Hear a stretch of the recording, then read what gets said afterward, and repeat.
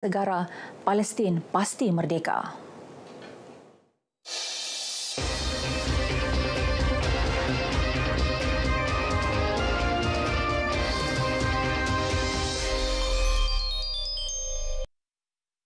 Assalamualaikum, salam Malaysia Madani. Bersama saya Lydia Yusrina Abdul Ilyas dalam Berita Pagi Sarawak, edisi Khamis 9 November.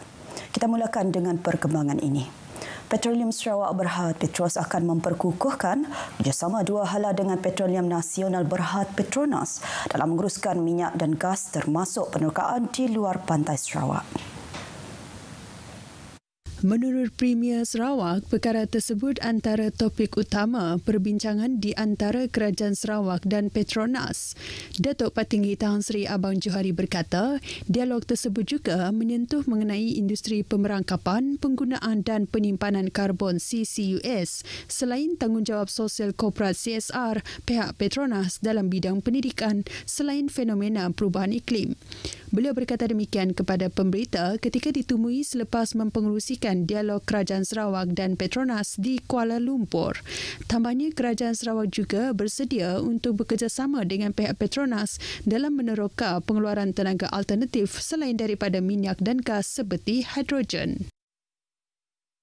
Sementara itu, dalam majlis berasingan, Premier Sarawak berkata keistimewaan Sarawak untuk menjadikan bahasa Inggeris dan bahasa Melayu sebagai bahasa rasmi telah membantu masyarakat di negeri ini berkomunikasi dengan berkesan dalam kedua-dua bahasa. Langkah tersebut membolehkan negeri ini meneruskan pengajaran matematik dan sains dalam bahasa Inggeris. Ini bukan sekadar untuk meningkatkan penguasaan bahasa tetapi juga dalam kerjaya atau mana-mana kerjaya yang dipilih kelak. Tambahnya, bahasa Inggeris merupakan bahasa universal yang membolehkan seseorang berinteraksi dan berkomunikasi, terutamanya untuk menguasai bidang sains, teknologi, kejuruteraan dan matematik STEM. Beliau memberitahu Sarawak perlu kekal berdaya saing untuk menempuh kehidupan dalam abad ke-21 dengan mendahului dalam bidang ekonomi baru termasuk industri hidrogen. Premier Sarawak berkata demikian dalam teks ucapannya yang dibacakan oleh Timbalan Menteri Pendidikan, Inovasi dan Pembangunan Bakat, Datuk Dr. Anwar Rapai pada majlis penyampaian hadiah pertandingan debat Premier Bahasa Inggeris dan Bahasa Melayu kategori Sekolah Menengah dan Institut Pengajian Tinggi di Muzium Budaya Borneo di Kuching.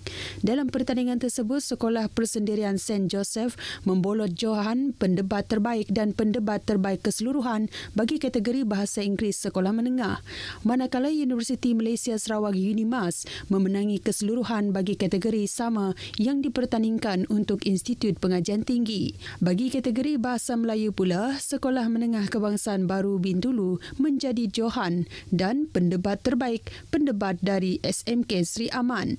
Hadiah tempat pertama RM5,000 bagi setiap kumpulan dan RM500 bagi kategori pendebat terbaik. Edisi julung kali ini, Anjuran Jabatan Pendidikan Negeri dan Dewan Bahasa dan Pustaka ini turut menyaksikan seramai 200 pelajar dari 40 sekolah menengah dan institusi pengajian tinggi.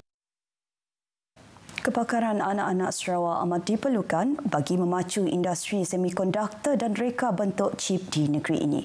Timbalan Menteri Pendidikan, Inovasi dan Pembangunan Bakat, Datuk Francis Hayden Hollis berkata, permintaan terhadap sektor pembuatan itu semakin mendapat permintaan bukan hanya di Sarawak, malah di Asia Tenggara. Jelasnya, industri semikonduktor dalam sektor pembuatan adalah antara 6 sektor yang digariskan di bawah Pelan Pembangunan Bakat Negeri Sarawak.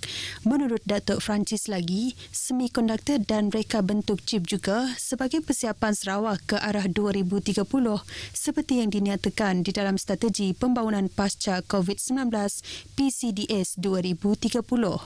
Datuk Francis berkata demikian pada sidang media mengenai pelancaran Train the Trainers Talent Development in Semiconductor and Chip Design atau pembangunan bakat dalam pengkhususan semikonduktor dan rekaan chip di Kuching. Program is one of the umbrella that will lay the foundation for Sarawak to leapfrog to the second phase of PCDS 2030 development.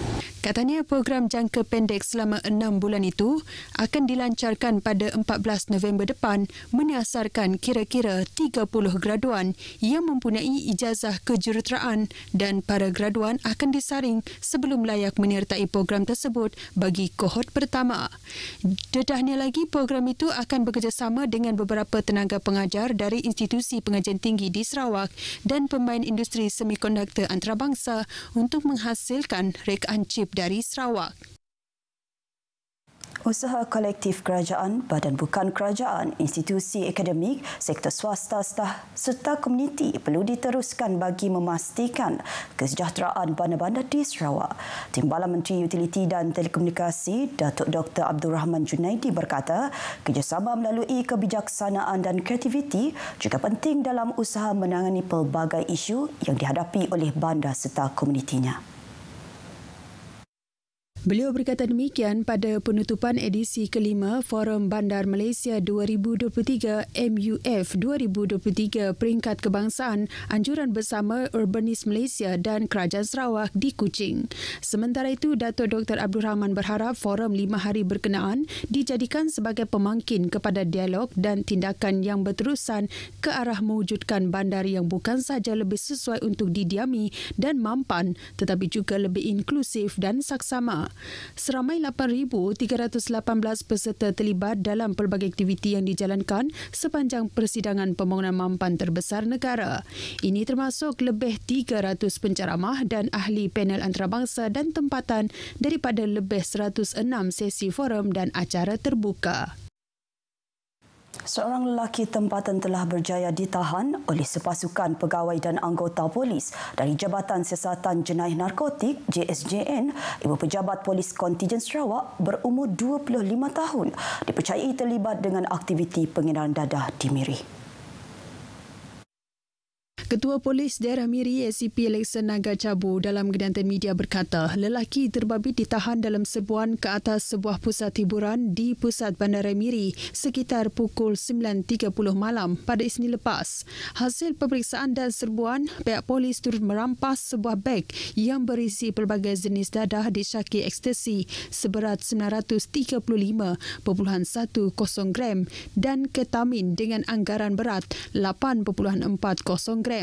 Jumlah dadah yang dirampas bernilai RM22,339.30. Suspek ditahan reman selama 7 hari bagi membantu siasatan. Kes disiasat di bawah Seksyen 39B Akta Dadah Berbahaya 1952. Borneo Environment Conference 2023 akan berlangsung pada 15 dan 16 November ini di Kuching.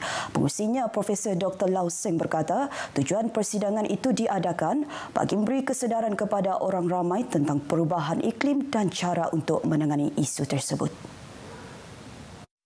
Beliau berkata demikian selepas mengadakan kunjungan hormat kepada Timbalan Menteri Tenaga dan Kelestarian Alam Sekitar, Datuk Dr. Hazlan Abang Hipni.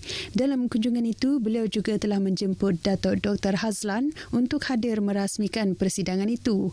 Seramai 230 peserta dari dalam dan luar negeri telah mendaftar untuk menyertai persidangan tersebut.